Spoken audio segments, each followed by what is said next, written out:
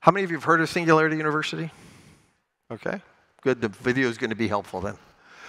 We believe that innovation company that believes technology and entrepreneurship can solve the world's greatest challenges. It's founded by Peter Diamandis and Ray Kurzweil. Some of you may have book Abundance or read about the Singularity. That's what Peter and Ray founded this company on. I'm going to give you a challenge of living in an exponential age. Right now, just to start, I've sat here and watched the speakers. One of the things that happens in an exponential age is distraction. That's driven by data. So today, 2.5 quintillion bits of data will be created. A lot of that's on your cell phones. So here we are in person. We didn't do Zoom. We got a lot of Zoom, right, during the pandemic. And yet, in a place where we're come together, we fly all the way here together, we say we want to be a community, we want to work together, we want to be present, right? 25% of you will be on your phone right now. Literally 25% of you will be on your phone right now. I can see everybody doing it because it's something important, right? What that tells you is exponential and data is intrusive every minute of your life. It is one of the great challenges. It's sort of funny. I've asked people, we have 15 minutes, actually 16 minutes and 42 seconds, right, before whatever you're going to do. Can we be a community for 15 minutes? Can we disconnect? Can we put our phone down? Can we do all these sort of things? Because we all came here, right, to be together. I mean, that's why I'm here. Wanted to meet all of you. Maybe you wanted to meet me, etc. But I just like to come up with very concrete, simple ways to describe to you what happens in an information chaotic environment and how, while it's incredibly powerful, and how about the last speaker, right? The data visualization, it's so important. And yet it keeps us from ourselves, even when in a stated way, when we come all the way here, buy tickets and sit down. So it's quite interesting to me. Big message about Singularity and about this. You can rely on exponential change. You can rely on exponential change. You can look at this data, you can see these sort of things have combined all the way through, and you see how fast it's going. As a government, as a policy person in government, as a leader, this is crucial.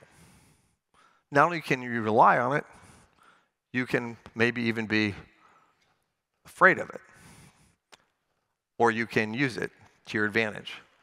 This is the most, in some ways to us, the most foundational element of the work we do and the message, right, that we would leave with you. I happen to think about exponential change and thinking about it in the pandemic problem, right? When we looked at this and we said the pandemic occurred and we were kind of slow to realize that the pandemic's an exponential problem. We know it's an exponential problem. In the absence of vaccines on the shelf, there was probably one solution, not a solution, there was one response to an exponential problem. All the smart people, we worked on it, we thought about it, right? And the solution to slow it down was to put every airplane in the world on the ground. Because the pandemic and that little virus is cute or dangerous, but it doesn't fly very fast, right? We had this huge challenge in our minds of saying, let's put airplanes on the ground, let's slow ship down. We just want to slow things down. And against an exponential challenge, you want to just, at the minute, slow things down. It gives you an idea of how we don't rely on exponential. And if we think about the challenge that we don't want to use, right, an exponential thinking, exponential mindset to identify it clearly. That is not to say that that would have been the answer. Maybe changed a whole bunch. Probably would have saved a lot of lives. Would have thought that, we might have gotten ahead of some things a little bit. But it was in an exponential game, or if you're a chess player, like some of us are, right? You have to find the best move. That was probably the best move at the moment. It wasn't the best move if you were realizing, right, that you were going to face exponential challenges. Those are two different things. The only way to face an exponential challenge is, like we've talked about, I've heard it brought up many times, we're going to have more viruses and more things, right? Is to develop both, very smart vaccines. We're going to have to use a lot of technology, M&AR technology, all these things. So we have to do that. Why? Because you can rely on exponential change called viruses and everything else. If you face the challenge, if you don't have those things, then you have to analyze it as an exponential problem and realize the weakness in the exponential challenge you face. And the weakness in the exponential challenge that we face with the virus was what? It can't go anywhere. Right? So it's just a way of thinking and identify it. So if you rely and you know that the exponential challenge is coming, it forms public policy. If you don't get public policy, then you have to think about the weakness of the exponential challenge. Organizations, tomorrow's nations, think exponentially, not in a linear fashion. Another unnatural act. I want to tell you this is an unnatural act for humans because evolution is slow. We live in the linear. I was born in 1958. You know the bad thing about 1958? When you go through the thing on the, where you say when you were born, on those little apps or things you do, you have to like keep spinning to get to the bottom, right? Yeah, you're 12, I'm old. So what happens is I worry I'm going to fall off. I'm going to get to the point and they go, sorry, you can't fill out any more of these forms. You've fallen off the list. I don't know when that's going to happen to me, but I am worried. In my life, the world was linear and normal, right? A normal distribution. Things went like this, and it was a normal distribution. That, by the way, kept me getting fired several times because the person who puts up the hockey stick misses the goals, and then you get fired, and you don't get to stand up here 40 years later, I think. But that is not the world we live in. You have to adopt this exponential curve as the fundamental planning tool that you use as a government, right? As individuals, as parents, you have to get across. And it is unnatural because nothing we do, we experience very few things in an exponential way. So you must embrace this. I haven't figured out 100% ways to get everybody to embrace it. We pound on it. We give you examples all the time. But if you could leave today and thinking about this is, right, inevitable, the exponential you rely on is going to happen, and then you have to start thinking about seeing it. One way I look like, if people don't bring me charts and graphs or things when they're thinking about their organizations, if people don't show me some things that fit exponentially, I'll actually ask them to go back, can we go check for an exponential curve or an exponential idea in the project you've been working on? So what are the challenges for governments in this, or any of us?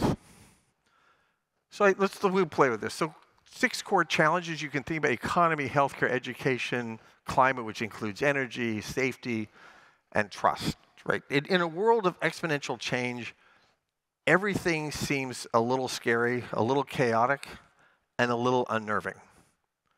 Governments and structures of governments and whatever form they came, whatever principles are used, I'd like to think we have great respect for any principles that can be used because they're all, in a way, designed to do the same things. Give people a stable place under which they can work and thrive. They have historical context. But this exponential change makes it incredibly difficult.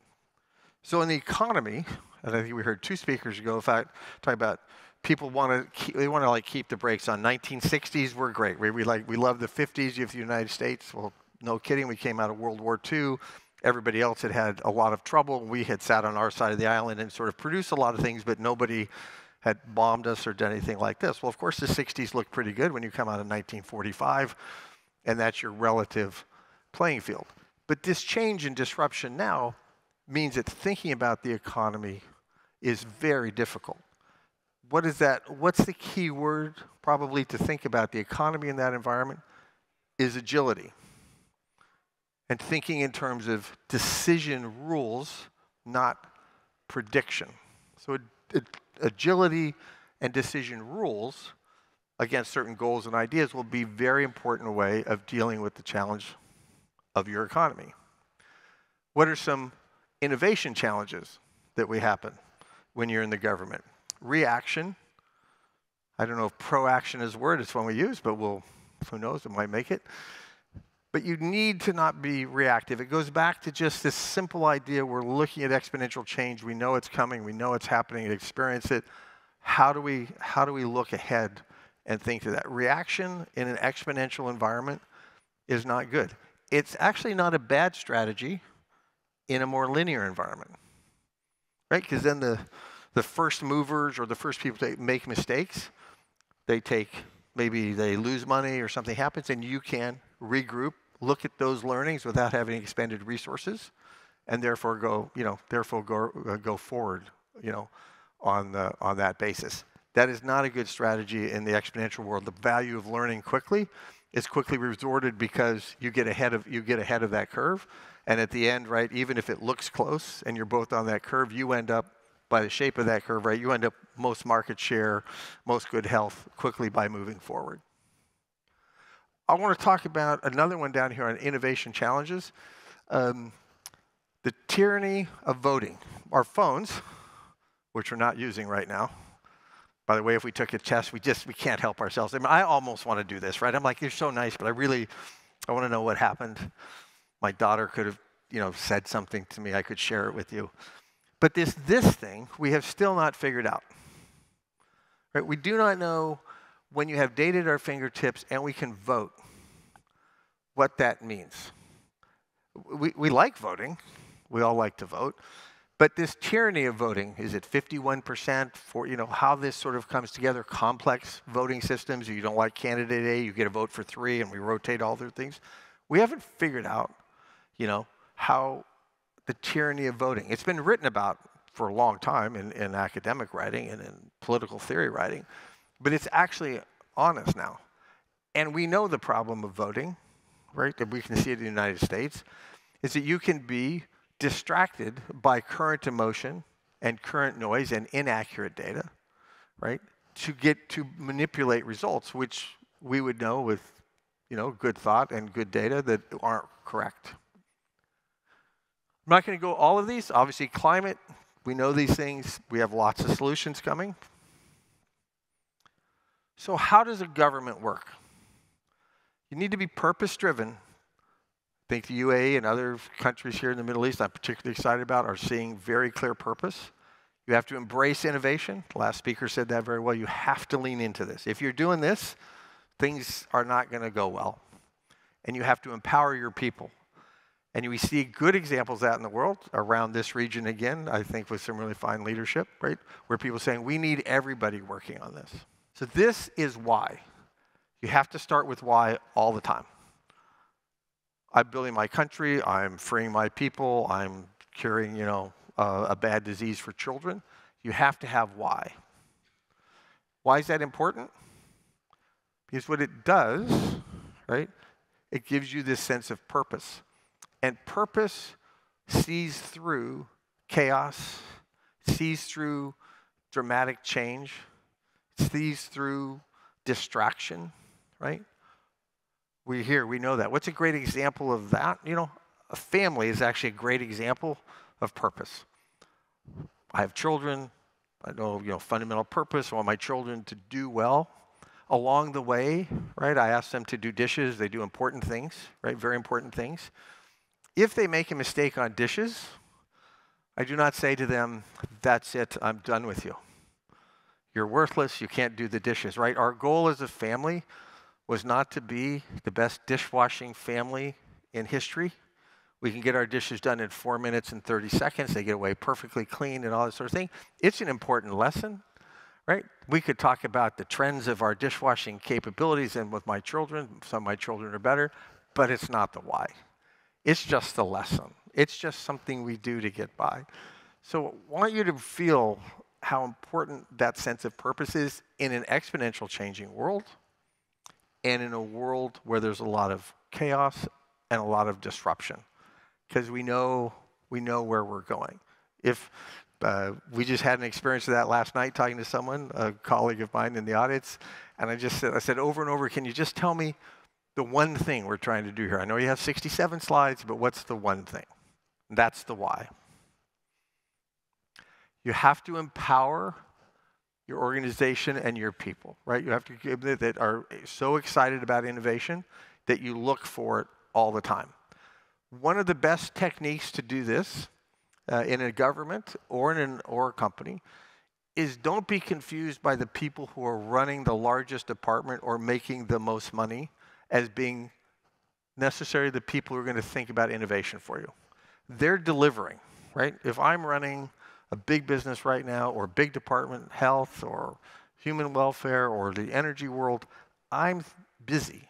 Right? I'm busy executing and delivery. I'm not necessarily thinking about innovation. As a way. So what I think about in organizations now is not just creating, my thought leadership group. Not the execution group, not the people delivering budgets, but the thought leadership. And if I find those people, we give ourselves wide latitude to think about the future and long term all the time, knowing that we're executing. If we do this, we know that exponential is coming. Right? We empower our people, we find a North Star. Then these are your UN goals. We probably recognize the UN goals. We can do this. We can find solutions. We can collaborate. We can sit in a meeting without our phones for 15 minutes while we focus on an important issue, knowing the principles behind us. Our vision, right? A world of abundance created by future makers working together to solve the world's greatest challenges. Working together, using these principles, will solve the greatest challenges. We're optimistic. You see some good cause for optimism. I love the last speaker again. He gives you all this good stuff. You can see we have children. We have things. We have a lot of challenges. The last point I want to leave you with, and this one I cannot emphasize enough. This is going to happen fast. This is going to happen fast. People don't like two things. They don't like exponential change, and they don't like exponential change that happens faster. So this is just a recent example, right? 3.5 years for Netflix to get to 1 million, right? 1 million users. 2 years for Twitter, 10 months for Facebook, 5 days for ChatGPT. 5 days, right? So when I think of when you get up in the morning, okay, the world's exponential, don't put on your, get a cup of coffee. And my best advice, right, is we should put on our tennis shoes, right? Because we have to run fast, right? This is happening fast, fast, fast. And it's really now you can think about it's really if you will, the confluence of a couple of things. Moore's law, computing power, right? We know that, right? AI makes things really fast. I mean, this little machine, right? The ChatGPT, which took a long time. Remember that exponential curve? People have been working on it a long time, and then all of a sudden it goes like this, and then it goes like that. That's what that feels like. In behind our world right now are lots and lots of exponential curves that look slow, but are in that last part. So we should be ready. We should be optimistic, and we should use these principles. I think we've had a great day. Thank you very much.